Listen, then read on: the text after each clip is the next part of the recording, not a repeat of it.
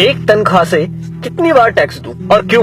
जवाब है, मैंने 30 दिन काम किया, तनख्वाह ली, टैक्स दिया, मोबाइल फोन खरीदा, टैक्स दिया, रिचार्ज किया, टैक्स दिया, डेटा लिया, तब टैक्स दिया, बिजली ली, फिर टैक्स दिया, घर लिया, टैक्स दिया, टीवी फ्रिज आदि लिए, टैक्स दिया, कार ली, टैक्स दिया, पेट्रोल लिया, फिर टैक्स दिया, सर्विस करवाई, टैक्स दिया, रोड पर चला, फिर भी टैक्स दिया, टोल पर फिर टैक्स दिया, लाइसेंस बनवाया, टैक्स दिया, गलती की तो टैक्स दिया, रेस्टोरेंट में खाना खाया तो टैक्स दिया, पार्किंग का टैक्स दिया, पानी लिया उस पर टैक्स दिया, राशन खरीदा उस पर भी टैक्स दिया, कपड़े जूते किताबें ली उस पर भी टैक्स दिया, टॉयलेट गया उस पर भी टैक्स दिया, दवाई ली तो भी टैक्स दिया, गैस ली टैक्स दिया, सैकड़ों और चीजें ली और टैक्स दिया, कहीं फीस दी, कहीं बिल, कहीं ब्याज दिया, कहीं जुर्माने के नाम पर तो कहीं रिश्वत के नाम पर पैसे देने ही पड़े।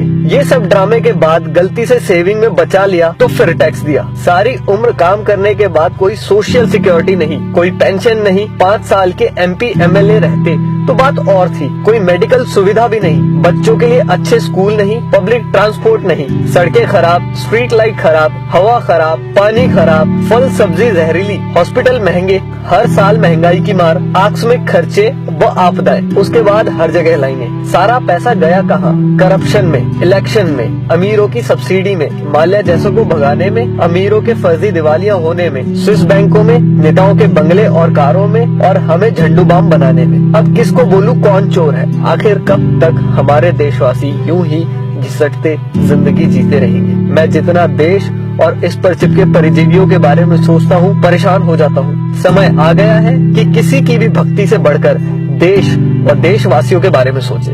प्लीज इस वीडियो को शेयर करके देश के हर नागरिक तक पहुँचाएं।